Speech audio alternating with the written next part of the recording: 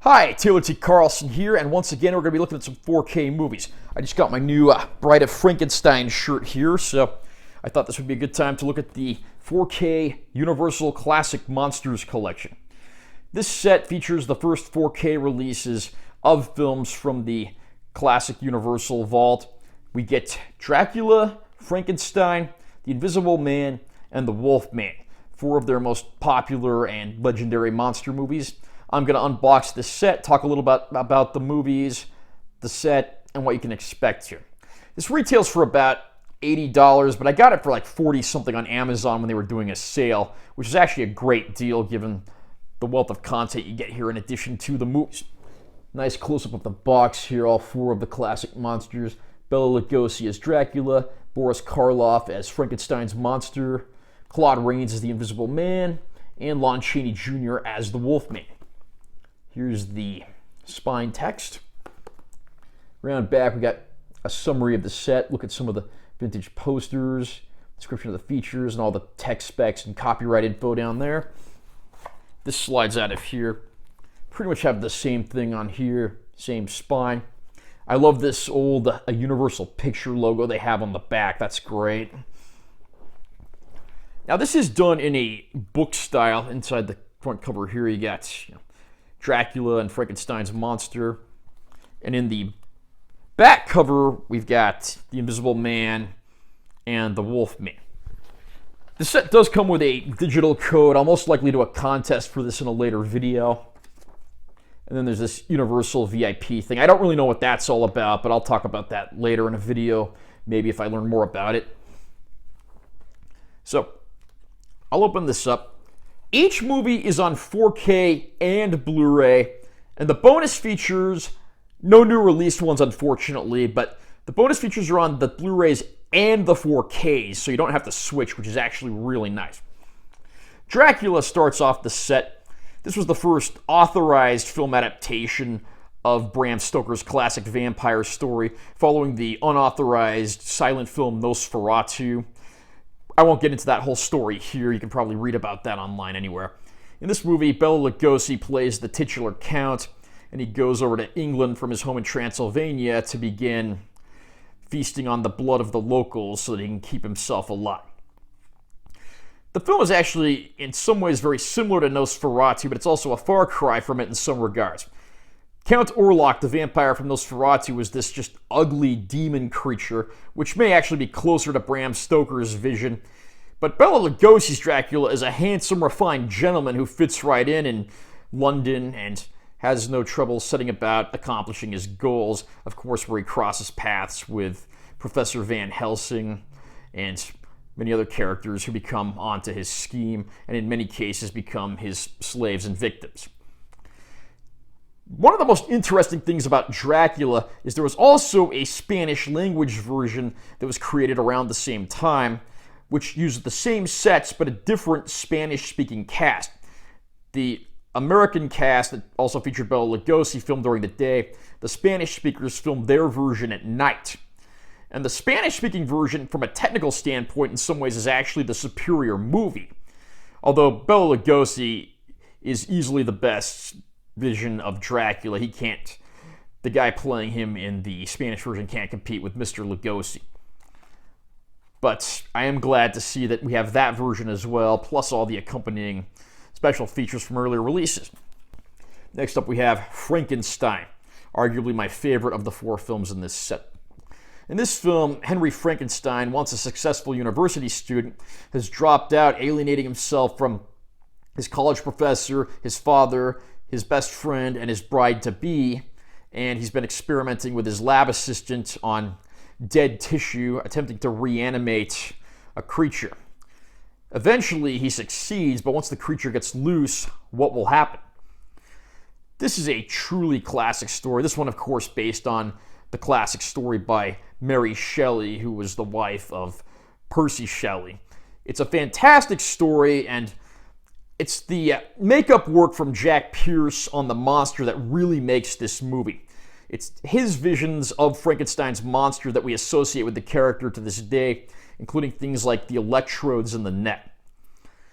It's got some pretty dark scenes, but it also has a a lot of more thought-provoking aspects, and the monster is not just a mindless killer tyrant. You can tell that there's actually a heart in there to some extent, and a lot of what goes on in here is misunderstandings and so forth. This would be something better explored in some of the sequels as well. Third film in the set is The Invisible Man, starring Claude Rains.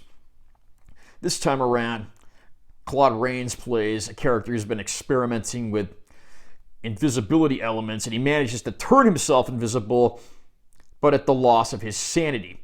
His girlfriend and former fellow professors try to help him get back to normal, but by this point, is his mind too far gone to get the help he needs?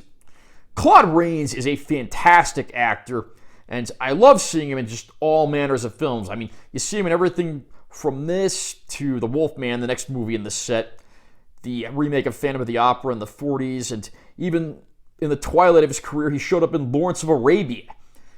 The guy is one of the most veritable actors of the old days of Hollywood, and always plays a good job.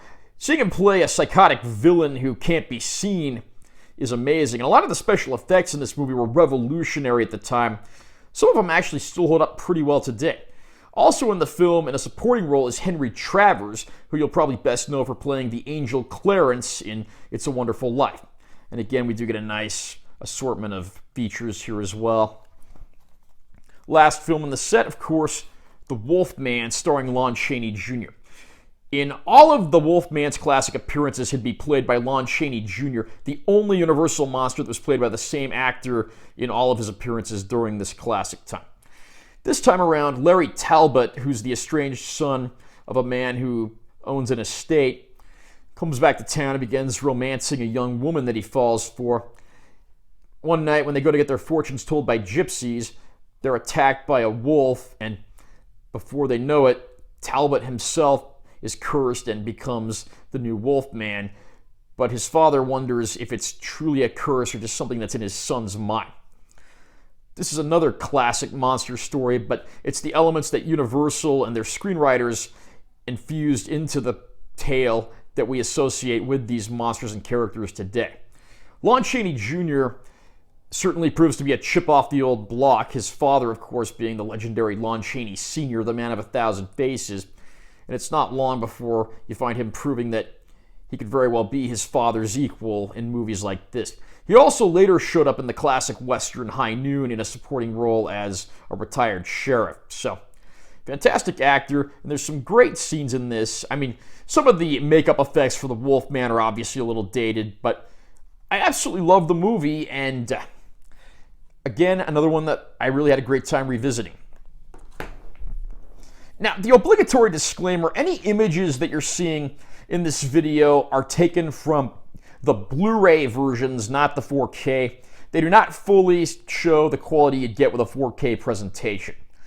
I'm happy to say the 4Ks of these look absolutely amazing. There are some, soft shots and print damage here and there, but for the most part, these look cleaner, sharper, and have some nice dark black levels, especially compared with their Blu-ray counterparts. Things like HDR really come in handy for boosting those black levels. I mean, for instance, the cemetery scenes in Frankenstein, they've never looked more sinister or scary than they do here. I don't know if additional remastering work was done specifically for the 4Ks, although the Blu-rays themselves are the same as the older release disc. Those unto themselves are not half bad looking, and I was really pleased with how this looked. Even the Spanish version of Dracula is in 4K, and while its transfer can't really compete with the four main movies in this set, it still looks very good as well.